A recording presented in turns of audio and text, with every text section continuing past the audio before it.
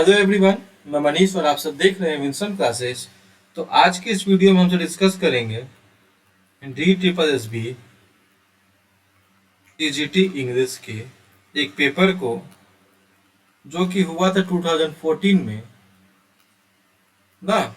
तो आज के इस पेपर को कंप्लीट सॉल्व किया जाएगा इस वीडियो में, कंप्लीट सॉल्यूशन एंड एनालिसिस। तो आप एक काम करिए कि अपने नोटबुक में 3 कॉलम बना दीजिए। एक में लिखिए टीएम टीचिंग मेथड्स, एक में लिखिए यल लिटरेचर और एक में लिखिए जी। क्योंकि ये कोई एक वीडियो नहीं रहेगा, इसके बाद जितने भी टीजीटीएस के पेपर किया करवाए गए हैं डी ट्रिपल एस बी के द्वारा, हम सब वीडियो को जो है एवरी संडे जो है देखने वाले हैं ना। अब आगे चल के जो मेल और फीमेल वाले पेपर हुए थे हम सबको भी डिस्कस करेंगे। तो अगर आप एक जगह ही ऐसे करके सबको लिखते जाएंगे तो आपके खुद के पास एक डेटा बन जाएगा कि डी ट्रिपल एस बी ने किस साल कितने क्वेश्चंस किस सेक्शन से पूछे थे। ठीक है, तो ये काम आप भी करिए। तो चलिए शुरू करते हैं। आज के इस वीडियो में हम सब जो है क्वेश्चन नंबर 101 से लेकर, जो क्योंकि हम सब्जेक्ट स्पेसिफिक सिर्फ बातें करेंगे तो ज़्यादा हमें वो 1 से 100 हमें देखना नहीं है। अगर आप चाहें जनरल पेपर का तो उसके कमेंट बताएं, एक वीडियो उस पर ही बना दी जाएगी। तो 101 से 200 तक जितने भी क्वेश्चंस आए हुए हैं डी ट्रिपल एस बी में, उन्हें हम जो है आज के सेशन में डिस्कस करने वाले हैं। वीडियो को अपने दोस्तों के साथ शेयर भी करें ताकि उन्हें भी ज़्यादा फ़ायदा देखने को मिले। और आप जानते होंगे टीजीटी की कंप्लीट कोर्स तो चैनल पे चल ही रही है। तो कल मंडे होगा, कल सुबह 7 AM आके देखना ना भूलें, जो हम फॉर्म्स ऑफ लिटरेचर को आगे डिस्कस करेंगे। चलिए तो शुरू करते हैं आज के सेशन को। जो पहला क्वेश्चन हमारे सामने दिया गया है वो पहला क्वेश्चन जो है, diagrams can be used effectively to test which of the following skills applications speaking listening and watching. चलिए तो डायग्राम्स के बारे में कुछ समझते हैं कि डायग्राम्स क्या होते हैं। तो डायग्राम्स आप सब जानते ही होंगे, कोई भी फोटो या पिक्चर्स को ही हम सब क्या करते हैं, डायग्राम्स करते हैं। तो इसका यूज हम इफेक्टिवली टीचिंग में कैसे कर सकते हैं, हमें किसकी बात करनी है, टीचिंग की। तो ये एक क्वेश्चन किसका बन गया, टीएम का बन गया। ठीक है, मैं यहाँ लिख रहा हूँ, आप सब जो कॉलम बनाइएगा वहां पे लिखते चलिएगा। एप्लीकेशन, अच्छा अभी बताइए, एप्लीकेशन जो भी करते हैं हम सब अनुक्रिया, उसमें क्या कभी डायग्राम का यूज हो सकता है? नहीं, डायग्राम का यूज एप्लीकेशन में तो हम नहीं कर सकते हैं। बात करूं अगर स्पीकिंग की, तो बोलने में डायग्राम सहायक नहीं हो सकता है, और बोलने में हो सकता है सहायक। आगे बात करूं लिसनिंग की और वाचिंग की, तो यहाँ पे जो 4 ऑप्शन दिए हुए हैं उनमें सबसे अप्रोप्रिएट जो ऑप्शन कौन सा बैठ रहा है, तो मेरे हिसाब से जो स्पीकिंग वाला ऑप्शन होगा। क्योंकि जो है डायग्राम को हम दिखा कर स्टूडेंट से बुलवा सकते हैं कि वो डायग्राम किसका है ना। अगर एलिफेंट की हम एक फोटो दिखा के स्टूडेंट से पूछे ये क्या है, तो स्टूडेंट्स क्या करेंगे, स्पीक करेंगे, बोलेंगे। ठीक है, तो एक क्वेश्चन किसका आ गया, टीएम का आ गया। आगे 102, education according to John Dewey is. John Dewey आप सब नाम जरूर सुना होगा। जॉन डीवी का अपने बीएड या बीटीसी के दिनों में इन्होंने क्या बताया था, शिक्षा एक त्रिमुखी प्रक्रिया है ना, स्टूडेंट टीचर एंड करिकुलम। शिक्षा एक त्रिमुखी प्रक्रिया है, ये कथन किसका, तो ये कथन जो जॉन डीवी का है। तो यही के अकॉर्डिंग पूछा गया कि शिक्षा जो है जॉन डीवी के अकॉर्डिंग क्या है। तो शिक्षा क्या है, एक प्रोफेशनल नीड है, एक फैमिली नीड है, साइकोलॉजिकल नीड है या सोशल नीड है। तो शिक्षा जॉन डीवी ने बताया था कि एक सोशल नीड है, हम जो एजुकेट करके स्टूडेंट्स को क्या करें, सोसाइटी के लिए कुछ काम करें। तो एक और क्वेश्चन किसके आ गया, यहाँ पे मैं लिख दे रहा हूँ टीएम टीचिंग मेथोडोलॉजी के जो है 2 क्वेश्चन अभी तक हो चुके हैं। An effective counsellor must have all the following characteristics except ना। क्वेश्चन पूछ रहा है कि जो एक अच्छा काउंसलर होता है तो उनमें कौन कौन सी कैरेक्टरिस्टिक्स होनी चाहिए, मतलब होना चाहिए उनमें कि नहीं, किसी को छोड़कर, किसी एक को छोड़कर। तो 4 ऑप्शन में से कोई एक ऑप्शन ऐसा है जिसको जो है एक काउंसलर के अंदर नहीं होनी चाहिए। A genuine effort with counseling, per future sensitivity, identical personal traits as the client's personal security। देखिए तो ऑप्शन नंबर ए जेन्यून उनसे होना चाहिए, सेंसिटिव उसे होना चाहिए, क्योंकि हम काउंसलर के साथ ढेर सारी अपनी पर्सनल चीज़ें जो है शेयर करते हैं ना। तो पर्सनल सिक्योरिटी भी होना बहुत ज़्यादा इंपॉर्टेंट है। तो ऑप्शन नंबर सी बस बच रहा है, जो कि यहाँ पर सही होगा। मतलब ये कैरेक्टर जो identical personal traits as the clients एक अच्छे काउंसलर के साथ नहीं होना चाहिए। ठीक है, मूव टू नेक्स्ट क्वेश्चन। अगला क्वेश्चन हमारा पूछ रहा है कि effective classroom management is when there is. तो इफेक्टिव क्लासरूम मैनेजमेंट कैसे होता है ना, इफेक्टिव क्लासरूम मैनेजमेंट, देखिए हम क्लासरूम की बात करते हैं, अच्छा क्वेश्चन है, अपने सेंस बेस्ड क्वेश्चन है। तो क्लासरूम कैसा होना चाहिए, क्लासरूम में क्या क्या चीजें होनी चाहिए कि क्लासरूम जो है बहुत ज़्यादा इफेक्टिव हो जाए। सबसे पहले देखिए इसमें ऑप्शन दिया गया क्या, क्रिएशन ऑफ लर्निंग इन्वायरमेंट ना।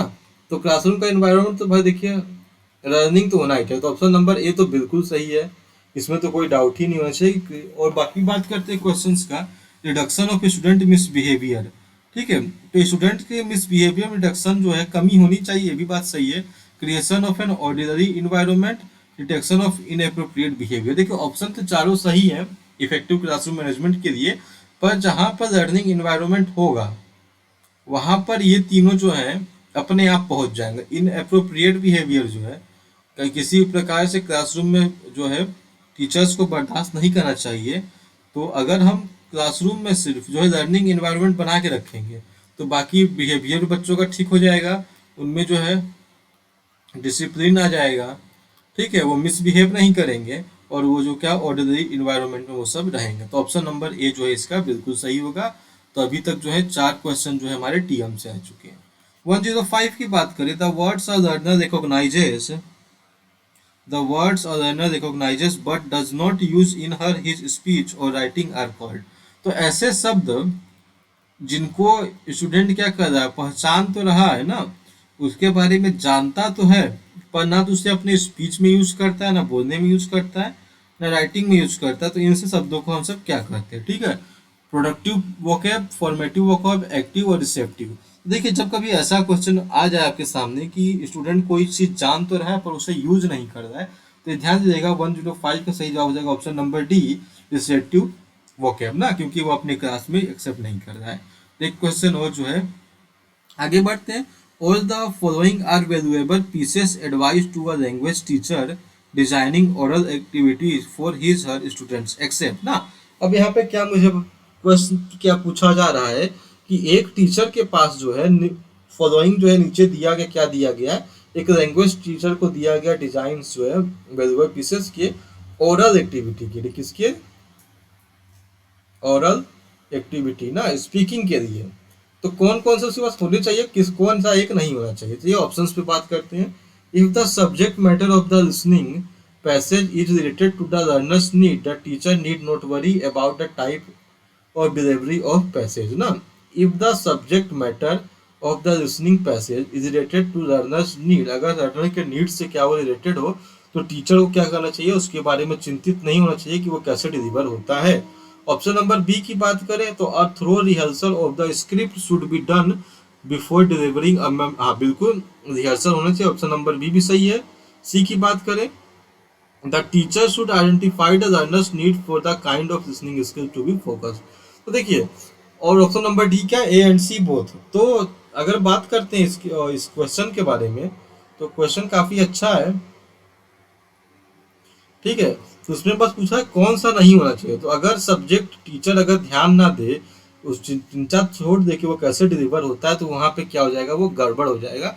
तो 106 का क्या हो जाएगा, ऑप्शन नंबर ए बिल्कुल सही हो जाएगा। तो पहले स्लाइड में जितने 6 क्वेश्चन थे, 6 के 6 जो थे किसके थे, टीचिंग मेथोडोलॉजी के क्वेश्चंस थे। आप चाहें तो इन पे क्या कर सकते हैं, टिक लगा सकते हैं या स्क्रीन शॉट लेना चाहते थे, 101 का बी होगा, 10 डी, 103 का क्या था, सी था, 104 का ए है और 105 का था डी, ठीक है। तो ये यहाँ पर 6 के 6 क्वेश्चन जो है टीचिंग मेथड्स से आए, अगर ऐसे बांटा जाए ठीक है, बाकी जॉन डीवी से क्वेश्चन आए, काउंसलर से क्वेश्चन आए, एक लैंग्वेज टीचर के रूप में क्वेश्चन आए, तभी तक 6 क्वेश्चन जो है टीचिंग मेथड से आ चुके हैं, ठीक है। इसका चाहे तो आप स्क्रीनशॉट दे सकते हैं। बढ़ते हैं अगले प्रश्न की ओर, 107 की ओर।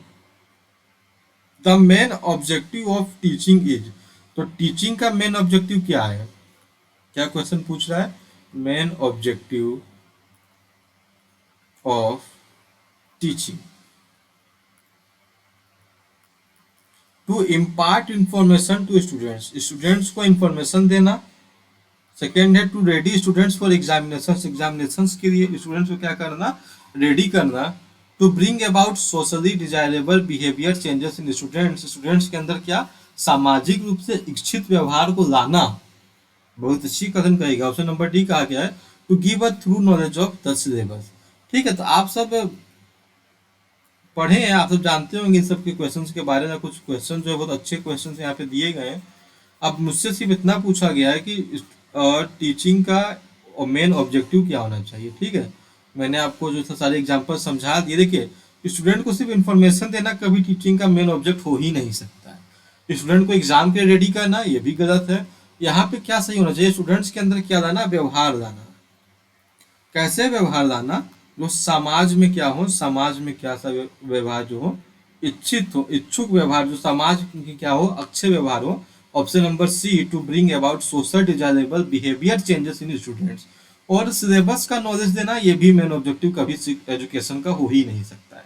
तो अच्छा, यहाँ पे कितने क्वेश्चन हो गए, टीएम से 7 क्वेश्चन जो है हमारे सामने देखने को हो गए। ठीक है, चलिए अगले क्वेश्चन की ओर चलते हैं। Identify the practice which can not be called a faulty reading habit. क्या किसे FOULTY फॉल्टी रीडिंग हैबिट।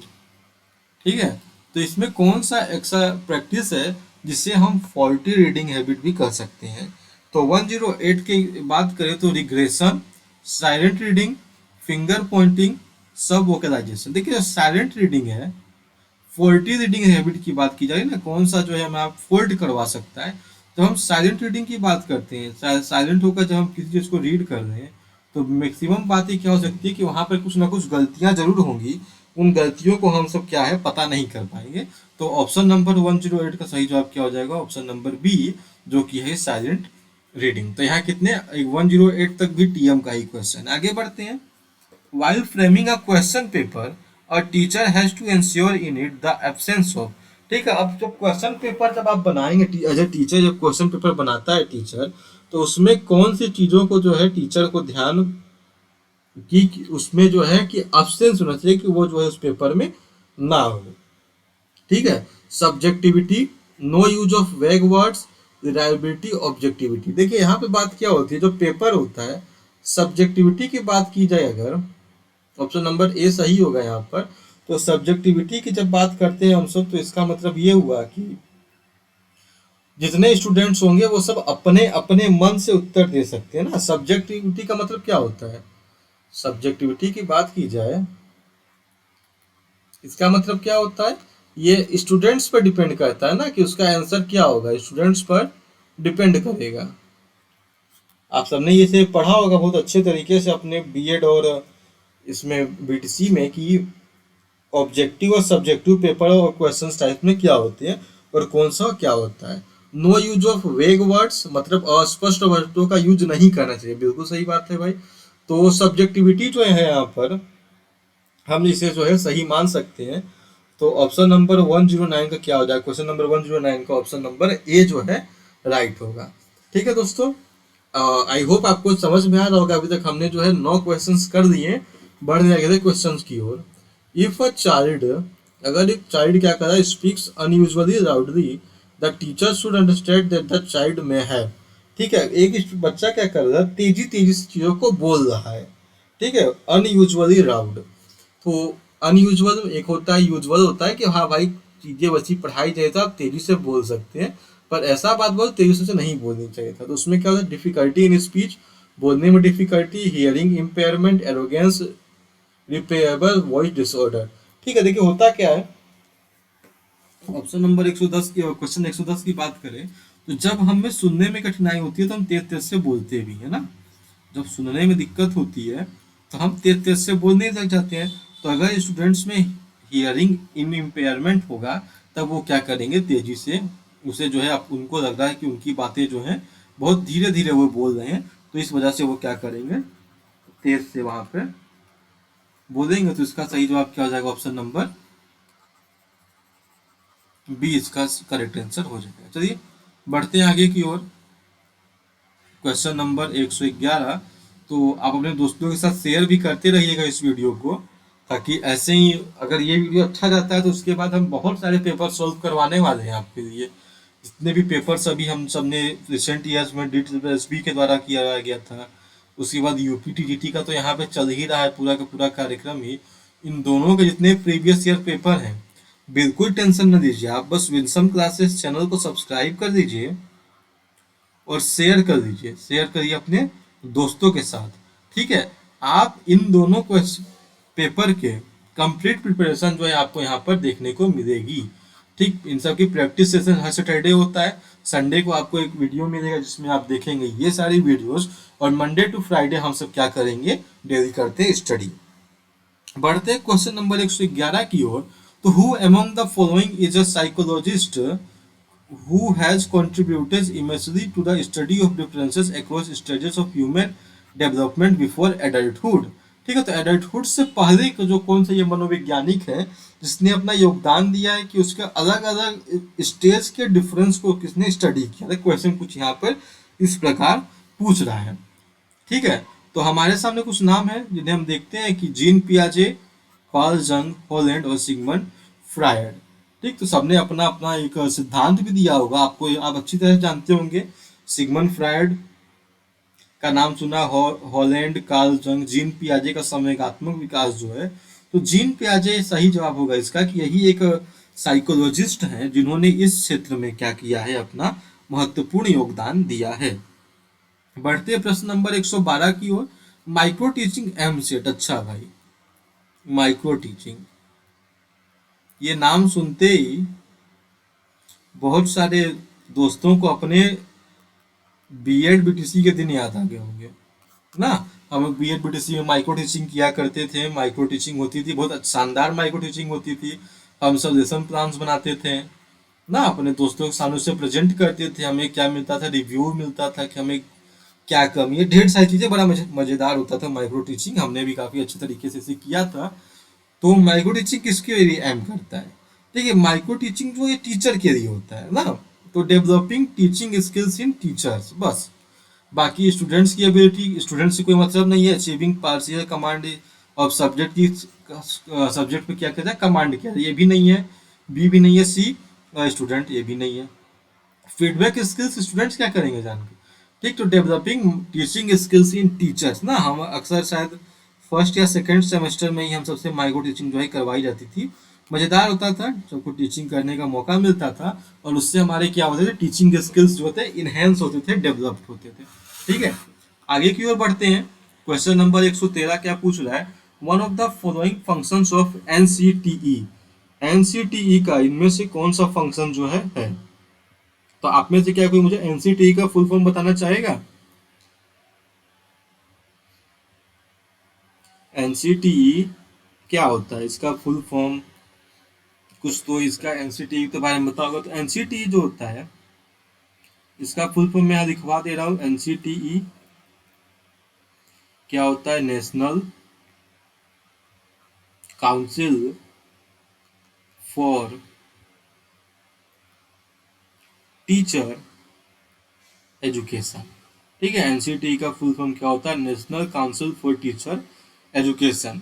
ठीक है, स्टेब्लिश कब से हुआ था, तो इसकी स्टेब्लिशमेंट तो 1973 से ये जो क्या हुआ था, स्टेब्लिश्ड हुआ है। तो एनसीटीई इंपॉर्टेंट फैक्ट है भाई, हमें जानना होगा कि एनसीटीई क्या होता है। तो चलिए, यहाँ पे फंक्शंस की बात की जा रही है कि एनसीटीई का फंक्शन इनमें से क्या क्या होता है। अभी मैंने आपको क्या बता दिया कि ये टीचर के एजुकेशन के लिए इंपॉर्टेंट है ना, तो बस इसे हम माइंड में रख के आगे देखते हैं। तो ए है of prescribed syllabus for secondary education. Secondary education का बिल्कुल इसका योगदान नहीं है काम करना। To promote coordinate development of to teachers education, बिल्कुल बिल्कुल भाई, एनसीटीई का फुल फॉर्म में ही टीचर एजुकेशन है, तो यहाँ पे क्या फंक्शन का, टीचर एजुकेशन को प्रमोट करती है। To conduct surveys relating to education, to improve the quality of planning in education. ठीक है, तो ऑप्शन नंबर बाकी के सब खत्म करते हैं, ऑप्शन नंबर जो है 113 के बी को हम सब करते हैं सही। तो अब सब हमने कितने क्वेश्चंस कर दिए अभी तक, हमने कर दिए अभी तक क्वेश्चन पूरे कंप्लीट 13, और 13 के 13 क्वेश्चन जो है हम उसे कैटेगरी में रखेंगे, टीएम के कैटेगरी में।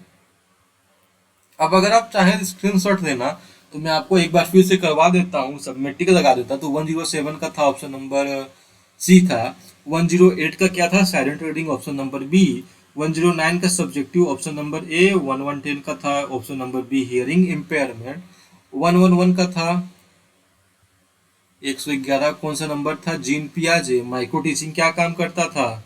तो टीचिंग स्किल्स डेवलप करने का काम माइक्रो टीचिंग का था। NCERT National Council for Teacher Education, option number B हमारे लिए काम करती है ये संस्थान। ठीक है, शेयर करना ना भूलें। उम्मीद करता हूँ 13 क्वेश्चन 13 टीएम अच्छे से एक्सप्लेन किया गया है आपको। तो बढ़ते हैं अगले क्वेश्चन नंबर 14 को, देखते हैं उसमें क्या छिपा हुआ है। तो as a part of reinforcement, बहुत ज़्यादा इंपॉर्टेंट होता है ना री इन्फोर्समेंट, पुनर्बलन जिसे हम सब हिंदी में कहते हैं। तो as a part of enforcement a teacher can utter कौन वाह आहा etcetera, this is usually categorised as ना।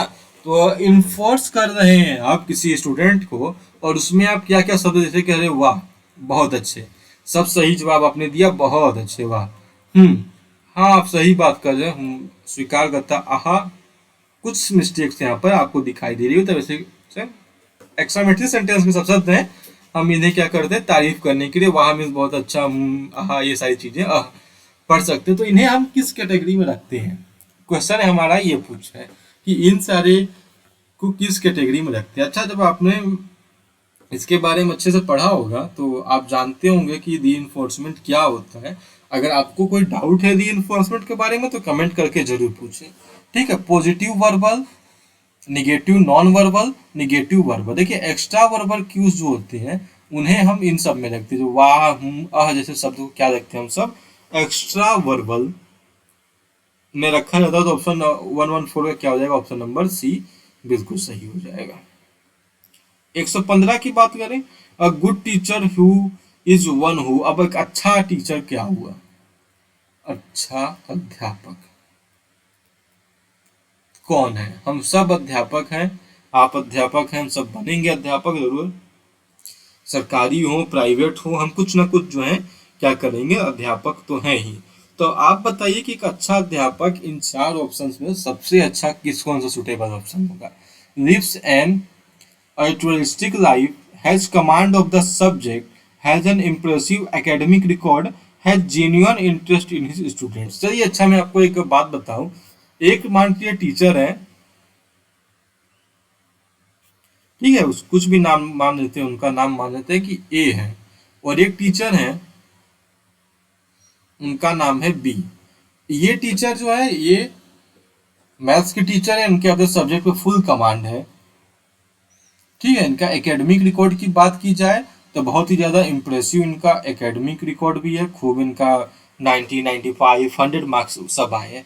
पर इन टीचर को ए टीचर को अपने स्टूडेंट्स में बिल्कुल भी इंटरेस्ट नहीं है। इन्हें सिर्फ इंटरेस्ट क्या है? आने में, पढ़ाने में, पैसे कमाने में, बस अपने स्टूडेंट से इन्हें कोई लेना देना नहीं है। टीचर बी की बात करें तो इन्हें जो है अपने सब्जेक्ट में इन्हें भी कमांड है, कमांड टीचर को होनी चाहिए अपने सब्जेक्ट में। मान लेते हैं कि ए से थोड़ा कम है, इम्प्रेसिव ये भी मान लेते हैं, ए से थोड़ा कम है, और जो ए में बिल्कुल भी जेन्युइन इंटरेस्ट नहीं था, टीचर बी में बहुत ज़्यादा इंटरेस्ट था अपने स्टूडेंट्स के प्रति, कि अगर उनके क्लास में 25 बच्चे पढ़ रहे हैं तो उनको 25 के बारे में पता है, किसका मैथ्स में अलजेब्रा वीक है तो किसका जियोमेट्री वीक है ना, उन्हें जेन्युइन इंटरेस्ट सब टीचर्स में है। तो ऑब्वियस सी बात है जो टीचर बी है वो ज़्यादा अच्छे से इंटरेक्ट कर पाएंगे और अपने स्टूडेंट्स को क्या करेंगे, अच्छे तरीके से चीज़ों को समझा पाएंगे। ठीक है, तो 115 की बात की जाए तो ऑप्शन नंबर डी जो है इसका बिल्कुल सही माना जाएगा। ठीक है, तो कोई डाउट हो जरूर कमेंट कर बॉक्स में पूछे, वीडियो को शेयर करना ना भूलें।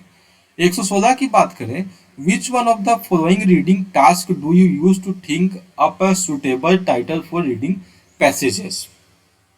116 क्या कह रहा है कि इनमें से कौन सा जो है रीडिंग टास्क जो है आपको अच्छा लगता है, suitable title reading for detail skimming scanning understanding. ठीक है, तो क्वेश्चन नंबर 116 का सही जवाब होगा ऑप्शन नंबर बी, स्कीमिंग जो है का सुटेबल यहाँ पे टाइटल काम करेगा। 117 की बात करें, द मटेरियल और passage use to test the learners listening skill must be. ठीक है, तो जो मटेरियल या होना चाहिए वो स्टूडेंट की लिसनिंग स्किल कैसे करें, moderate on hard speech, densely structured, formal in style, loud out very slowly. तो जब हम लिसनिंग स्किल की बात करते हैं ना तो option number A moderate on heard speech में होना चाहिए, सुना जाना है ना, तो सुनना लिसनिंग, ठीक है।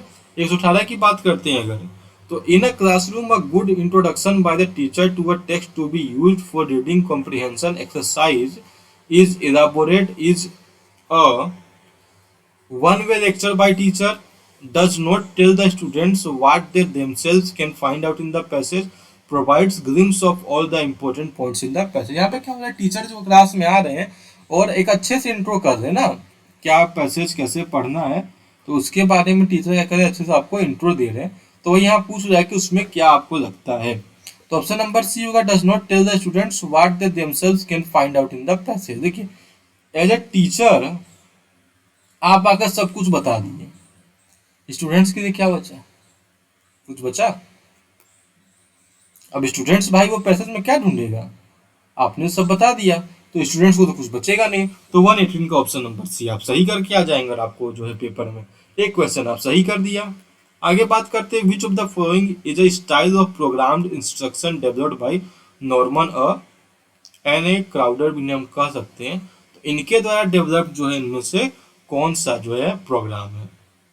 119 का question number, linear style branching framing mathematics. तो ब्रांचिंग स्टाइल जो है वो डेवलप किया गया है एन ए क्राउडर के द्वारा, तो इसे हम सब क्या लिख दिया है मैंने यहाँ पर, branching style.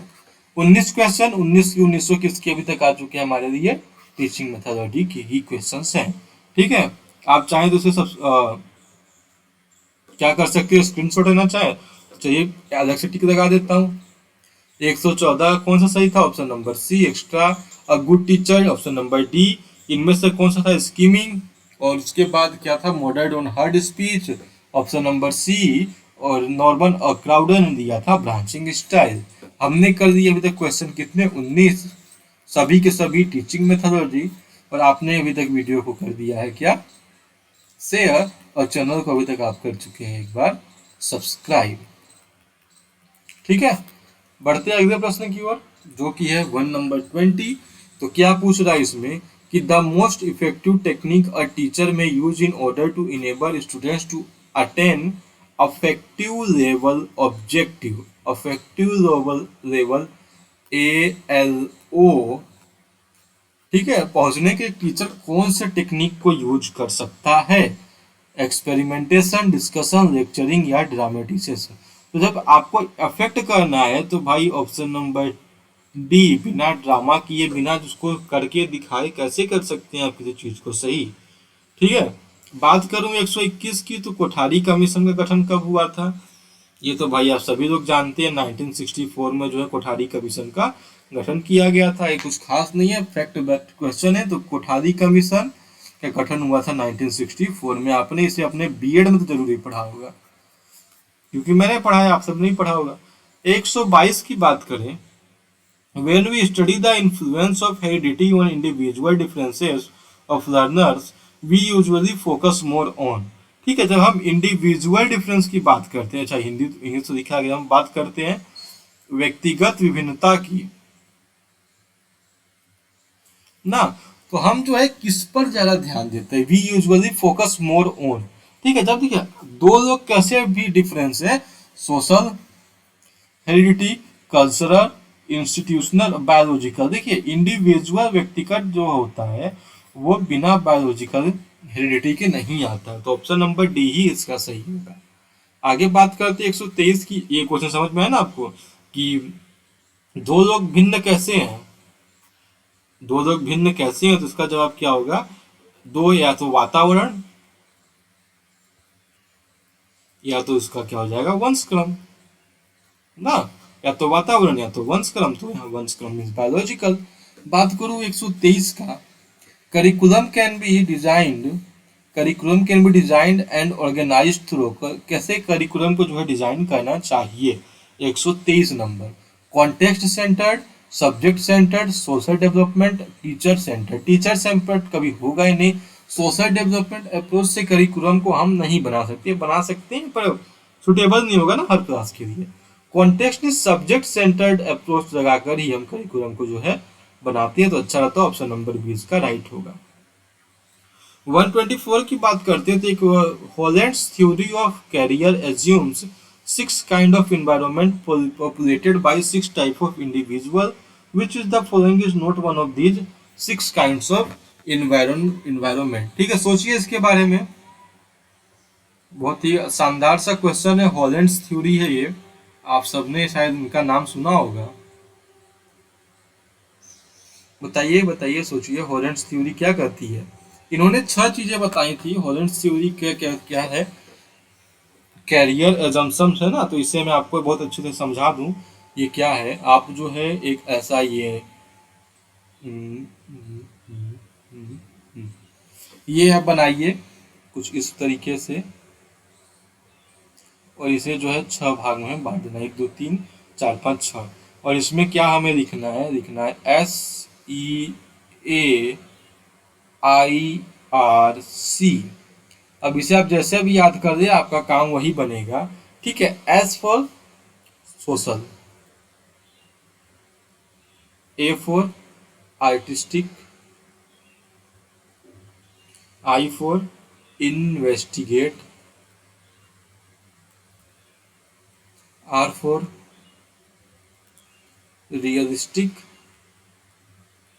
C for conventional, और ई फॉर एंटरप्राइजिंग ना। ये क्या है, ये है, मैंने आपके सामने यहाँ पर क्या बनाया, हॉलैंड्स कैरियर एजम्पशंस। ठीक है, तो रियलिस्टिक दिया हुआ है, बिल्कुल रियलिस्टिक दिया हुआ है, इन्वेस्टिगेटिव दिया गया है, और इंटरप्राइजिंग दिया गया। तो इसमें पूछा कौन सा नहीं होगा, तो बस वर्चुअल पे टिक लगाइए, आगे बढ़िए। एक क्वेश्चन सही कर दिया आपने विंसम क्लासेस देखकर। 125 number, which of the following combinations has only the criteria determining the selection of presentation mode for the content at hand।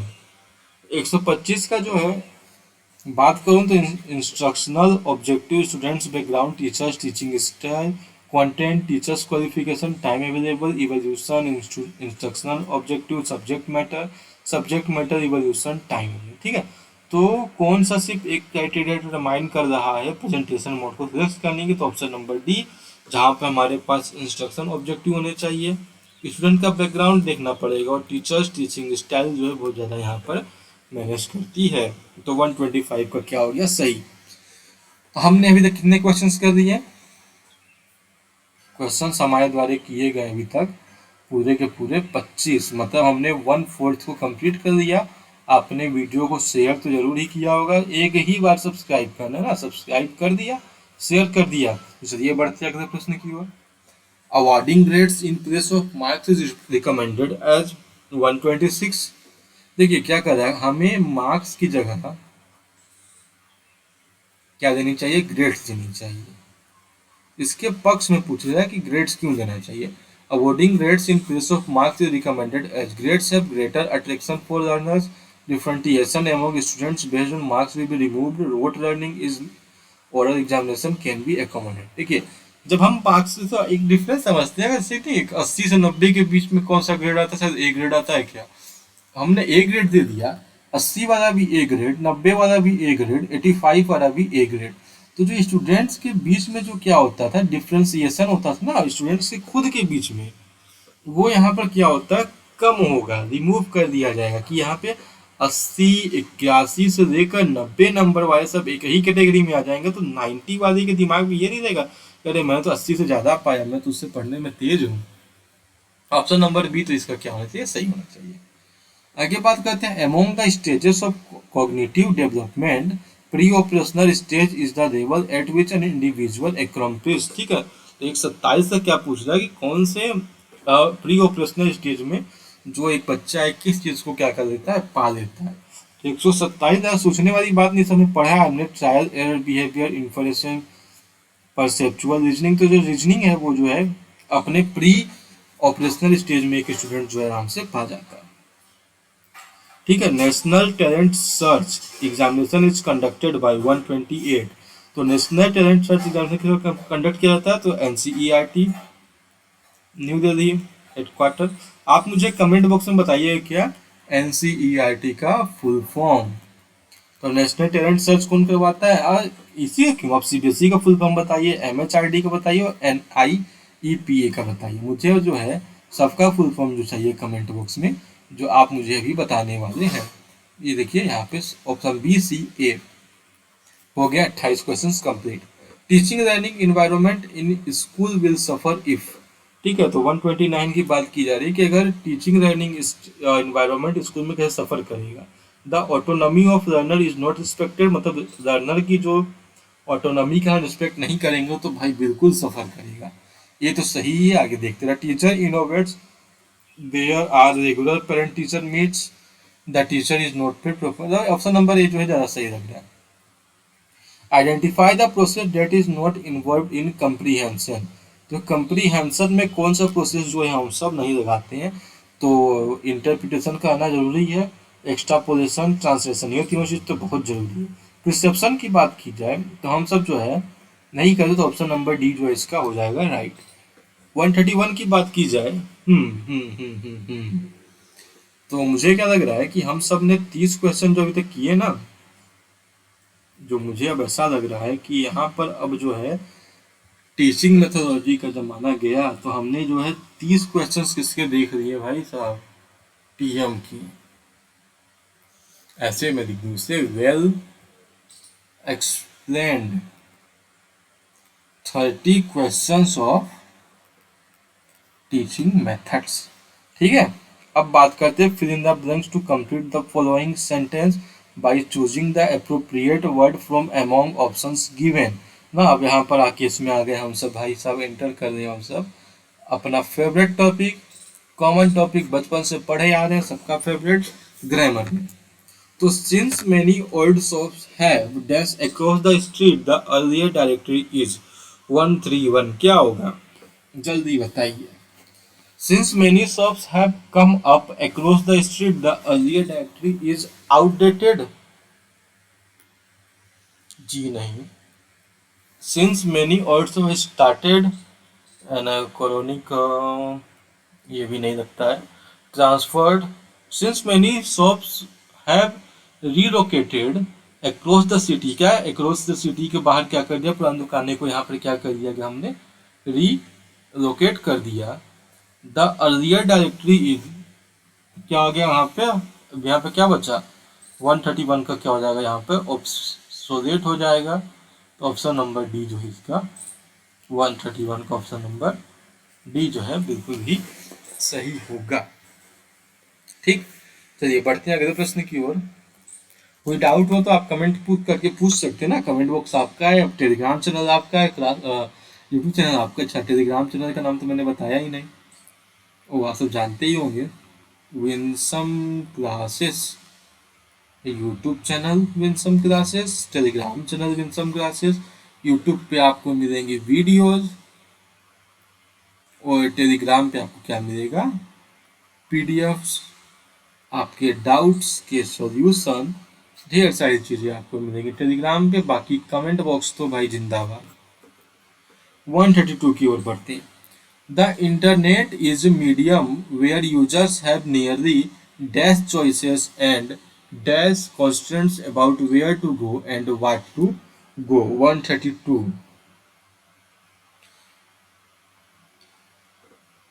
Unlimited choices, देखिए नियरली के साथ तो अनलिमिटेड कभी आता ही नहीं है ना, तो ऑप्शन नंबर ए तो वैसे ही चला जाएगा। Encouraging choices, nearly, nearly sufficient, abundant and minimal ना, तो इंटरनेट के साथ क्या है, स्टूडेंट को नियरली एबंडेंट चॉइसेस हो गई हैं और यहाँ पे मिनिमल जो यहाँ पे भरा जाएगा। अच्छा, अगर आपको ऐसा दिक्कत हो रहा है ना कि एबंडेंट का मीनिंग क्या होता है, इनकरेजिंग का मीनिंग क्या है, सफिशिएंट का, लिटिल का, मीनिंग में भी अगर कोई प्रॉब्लम है तो आप उससे कमेंट बॉक्स में पूछ सकते हैं। यहाँ से पेपर सॉल्व हो रहा है, वो कैप्स की क्लास में जो है इन सबको शामिल जरूर किया जाएगा। आगे देखते हैं 133। Besides extraordinary dash skills, Raman had a dash voice which held his audience in rapture. ठीक है, तो 133 का क्या होगा, besides extraordinary auditory skills,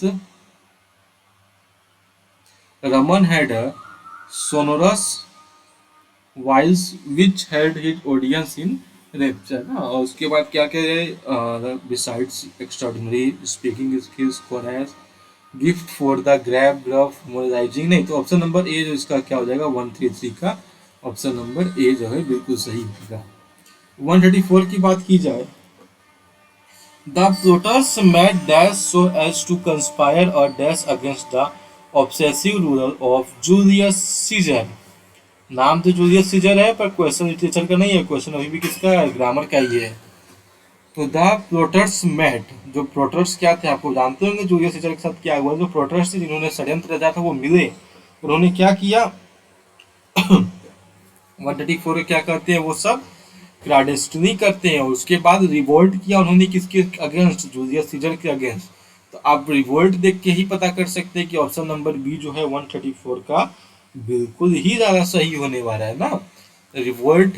अच्छा मैंने आपको अभी बताया है कि यहाँ पे देखिए हर एक एग्जाम्पल में, हर एक मतलब ऑप्शन में दो दो मीनिंग्स दी गई हैं, दो दो चार दो छः दो आठ, आठ 16 ना, ऐसे करके सब में ढेर सारी मीनिंग दिए गए। तो अगर आप क्या काम कर सकते हैं, हम आपके अगर वोकैब वीक है ना, तो बस आप प्रीवियस ईयर पेपर्स को ऐसे उठाइए, उनमें ये मत देखिए कौन सा क्वेश्चन वोकैब से आया है, ग्रामर का क्वेश्चन खोलिए, बस उसके वोकैब को क्या करिए आप लिखना शुरू कर दीजिए।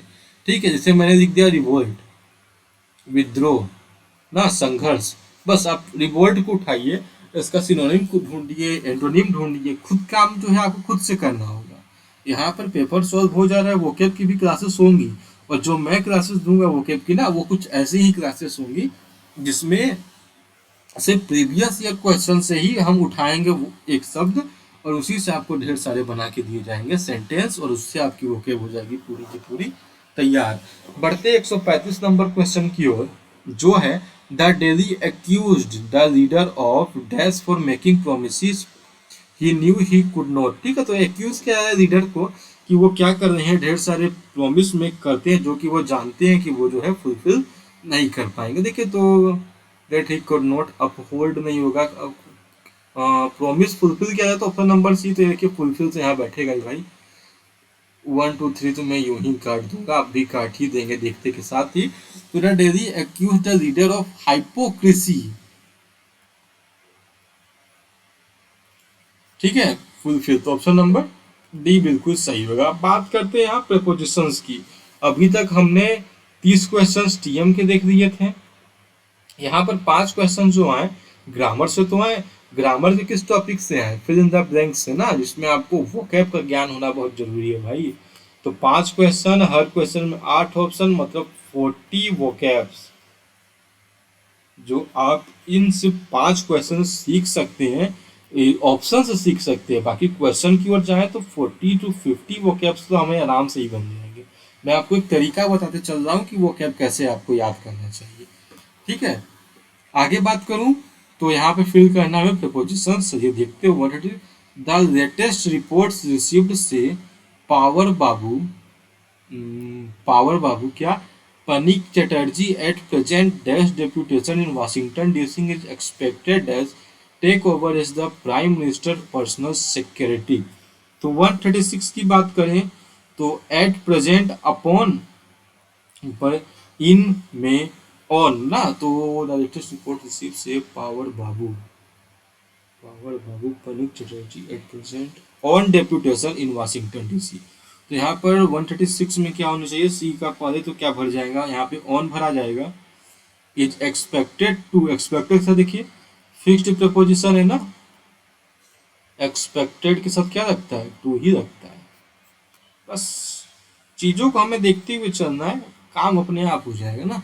दो फिल इन द ब्लैंक्स दिए गए हैं, मैं ऑप्शन चेक करिए जो आप श्योर हो कि भाई इसमें तो यही होना चाहिए, बस आराम से आप ऑप्शन डिसमिस कर पाएंगे। थोड़ा नॉलेज जरूरी है ऑप्शन डिसमिस करने के लिए ना। तो 36 क्वेश्चन हो गए बड़े जल्दी। चलिए देखते हैं आगे की ओर बढ़ते हैं। 137, नाउ अ 50 पैसे coin is numismatic slice of the past dash fond memories dash the people of experience the अन्ना पैसे एज ना। 50 पैसे के सिक्के आप में से बहुत से लोगों ने देखा होगा, ऐसे भी दोस्तों में इन्होंने क्या देखा होगा, अना देखा होगा ना, पैसा देखा होगा। आज तो यार ₹1 भी देखने को जल्दी नहीं मिलती है। चलिए अब देखते हैं 137 का क्या हो जाएगा।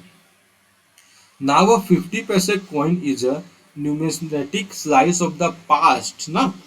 तो इसमें क्या हम भर सकते हैं, of past of phone memory, past with phone memory ना, पास्ट विथ मतलब फोन में तो भरा हुआ है किसके साथ, यादों के साथ भरा हुआ है ना, यादों के साथ। तो बी और सी तो भाई अभी तक आ रहे हैं, फॉर रखना है कि इन रखना है, अब ये देखना है।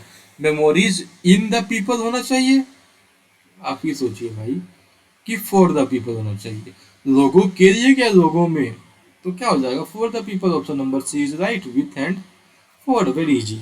आगे बात करते हैं 138 की ओर। 138 there is a similar continuum dash the optimism pessimism axis dash psycho analytics. तो 138 को क्या कर सकते हैं, in in there is similar continuation in ना, 138 में होगा तो यहाँ पे हम लिख सकते हैं continuum on the optimistic premises axis among, बिल्कुल भाई एमोंग ही आना चाहिए यहाँ तो ऑप्शन नंबर बी इसका सही जवाब जाएगा 138 का। 139 की बात करें तो some economists argue that allowing the free market to operate dash interference is the most efficient method of stabilizing prices dash all cases। ठीक, तो 139 का क्या हो जाएगा, ऑपरेट विदाउट डिस्पाइट विदाउट, तो यहाँ पे सही होना चाहिए क्या, without interference pricing in all cases. तो 139 में क्या हो गया, option number A, operate without interference in the most efficient method of stabilising prices in all cases. देखते हैं आगे की ओर। 140 formally coal was considering the only source of energy, now तो 140 की बात करें तो now dash the age of coal we have dash the age of electricity. तो नाउ क्या कंसिडर कि from the age of Queen Elizabeth, तो from the age of coal we have moved, ठीक है, मूव करके हम कहाँ आ गए बताइए, into the age of electricity ना, तो इनटू यहाँ है ना दोनों, ऑप्शन नंबर बी। देखिए दोस्तों 30 क्वेश्चन टीएम, 5 क्वेश्चन इसे मैं वोकैब में ही डालना चाहूँगा, 5 क्वेश्चन प्रपोजिशंस, काफी शानदार। चलिए अब वर्ब भरना है, मैं क्या भरना है, वर्ब भरना है भाई। अब आपको वर्ब जब भरना है तो वर्ब भरने के लिए तो आपको टेंस तो आना ही चाहिए ना, वर्ब टॉपिक तो भाई मोस्ट इम्पोर्टेंट, ये दो टॉपिक के बिना आप वर्ब कैसे भर सकते हैं। तो अब क्वेश्चंस किसके आने वाले, मुझे लगता है टेंस एंड वर्ब दोनों को साथ में आएंगे, ठीक है। A recent study done in the state dash 20 districts revealed that the Siddhi is the poorest community in the state। तो 141 का क्या हो जाएगा, the recent study done in state having covered, देखिए यहाँ पे तो हैव है सब कुछ नहीं, बस डन लगाएगा था वर्ब का थर्ड फॉर्म, तो यहाँ पे कवरिंग दिखना कोई गलत नहीं होगा। Recent study done in state covering 20 district revealed that the Siddis, है ना सिद्धीस, अब यहाँ पे वन होगा कि आर होगा ये यहाँ पे पता कर। देखिए रिवील किया गया, क्या रिवील किया गया कि जो सिद्धि सिंह वो सबसे गरीब कम्युनिटी है, थे नहीं हैं, आर हो जाएगा यहाँ पर। 142 in contrast of expansion and development of business education in the US Japanese B schools dash no more than 200 MBS each year. 142 का क्या हो जाएगा, Japanese business school in the US Japanese B school graduate ना, यहाँ पे option number क्या भरा जाना चाहिए 142 में, ग्रेजुएट होगा यहाँ पर।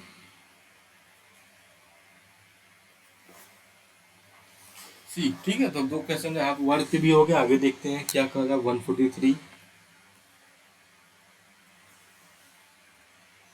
The welfare of all people can be increased only if we use available human sources in the most efficient way। अच्छा, all people can be increase ना, अब इसे जो है यहाँ पे हमें चेंज करने के लिए कहा जा रहा है। The welfare of people can be increase, तो यहाँ तो कुछ गलत नहीं लग रहा है, 143 का बी ही सही है, कैन बी इंक्रीज। आगे देखते हैं 144। Conversely, if we dash the luminosity of stars in other galaxies, we dash their distance by measuring their apparent brightness. Conversely, if we knew, could know जान सकेंगे ना, knew, we could work out their distance. Option number B. 144 का option number B. 145 की बात करें, Europe dash us the, यूरोज हमें सिखा रहा है, तो Europe has been teaching us the higher obligation of public good, comma which make society independence. Option number A. ठीक है, कोई डाउट नहीं होना चाहिए, होगा भी तो कमेंट बॉक्स में पूछ सकते हैं। Choose the sentence that confirms the standard English uses. Uses वो भी कैसा, स्टैंडर्ड इंग्लिश भाई साहब। डी ट्रिपल एस बी, मजाक नहीं है, 2014 क्वेश्चन सही है सब, नए क्वेश्चन तो और भी खतरनाक होने वाले। 146, those who wish to see mankind fruitful in the work which men alone can do will take a little account of national boundaries. Those who wish to see mankind fruitful in the work which men alone can do, could do, once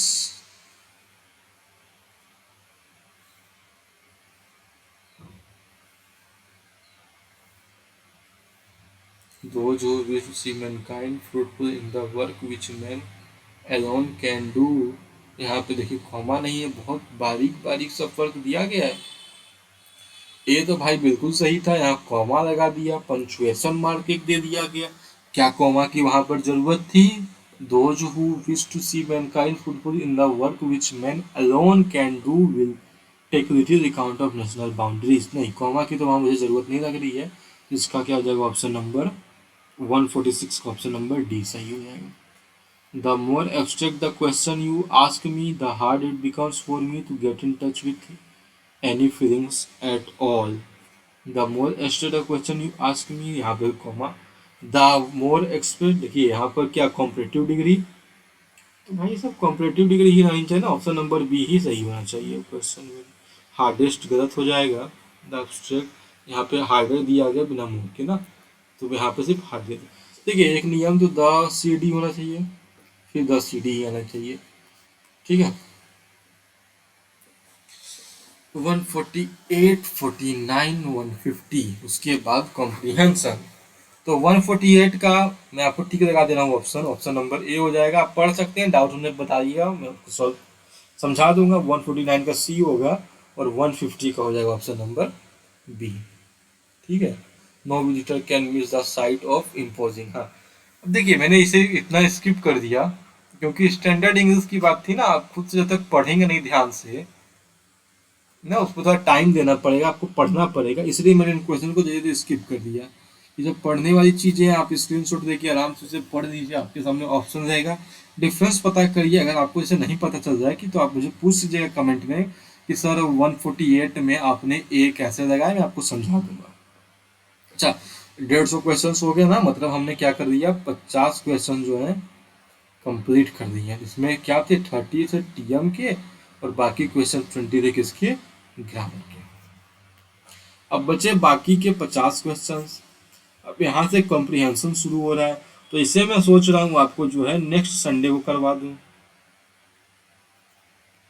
कब करवा दूँ? Next Sunday को। इतने भी question जो है बहुत ज़्यादा है, इनफ क्वेश्चन। अगर आप 50 क्वेश्चन ही अच्छे से देखें, उन्हें समझें, और मैंने आपको एक टास्क भी दिया, आप टास्क क्या, इसे आप समझ लीजिए कि मैंने आपको एक HW दिया है ना, आप HW समझ के इसे काम करिए। तो HW जो है आपको यहाँ पे मैंने दे दिया कि HW मैं यहाँ पे आपको दे दे रहा हूँ, क्या करना, जितने भी वोकैब्स थे उन्हें आप कॉपी में अपने नोट करिए। ठीक है, तो मिलते हैं नेक्स्ट संडे को नेक्स्ट 50 क्वेश्चंस के साथ। Thank you. जय हिंद, जय भारत।